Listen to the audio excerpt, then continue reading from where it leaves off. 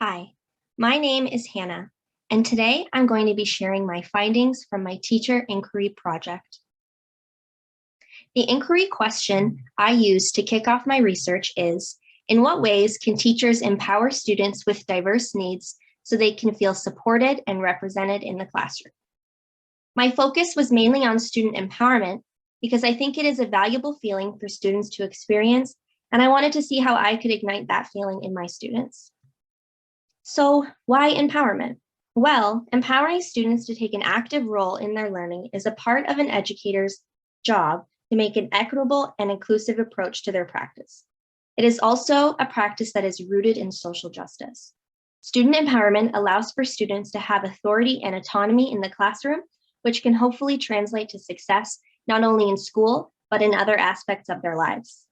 Student empowerment initiatives can help bring the larger community into the classroom and help students see the relevancy of their learning.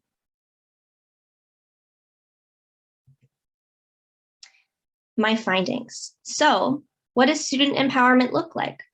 Well, it looks like providing opportunities for student voice and leadership, creating learning opportunities that are relevant to their interests and passions, and involving students in real issues at the school, community, and global level.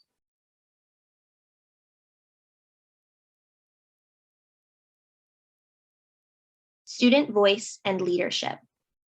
Mitra and Srier define student voice as consisting of young people sharing their views on school issues, collaborating with adults to address these issues, and allowing students to have leadership roles where they can enact change. Opportunities for student voice work best when students are given the space to exchange their ideas with one another and with teachers, so they can work toward one common goal. For student voice initiatives to work best, teachers and administrators must scaffold every step of the process. An inquiry framework should be established for students to follow if they're working to address an issue. And when students feel heard, they begin to see the value in questioning authority and pushing for change. Connecting to passions and interests. Students are more likely to be empowered to take an active role in their learning if it involves something that they care about. This means getting to know your students is key.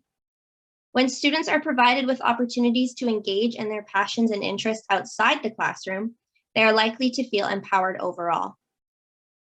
Cornett and Downing found when students who are considered at risk are able to pursue a passion and thrive in that environment, they begin to see their strengths and gain confidence inside the classroom too.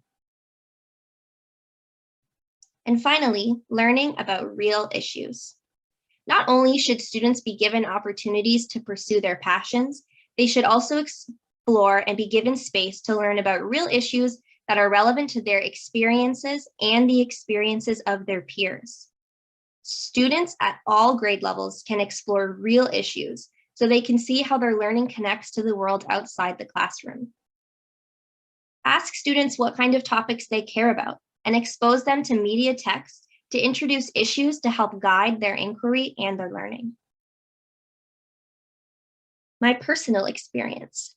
After engaging with the literature on student empowerment, I'm beginning to try out some of these strategies with the grade 4-5 students in my placement.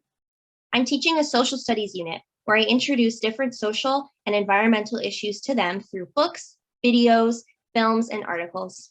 As a class, we decided what issues and topics we were passionate about and what we wanted to learn more. The next steps are to have the students form groups and begin an inquiry research project on their topic of choice. I plan to scaffold the unit where students are tasked with asking and answering different kinds of inquiry questions as we progress through the unit. So far, they've been very engaged in this unit, and I can see how excited they are to learn about real issues affecting Canadians. By letting them explore and choose their topics, I'm allowing for student voice. I hope that once we get the hang of the inquiry process, they'll be able to take a leadership role as well. And here are my references. Thank you very much for listening.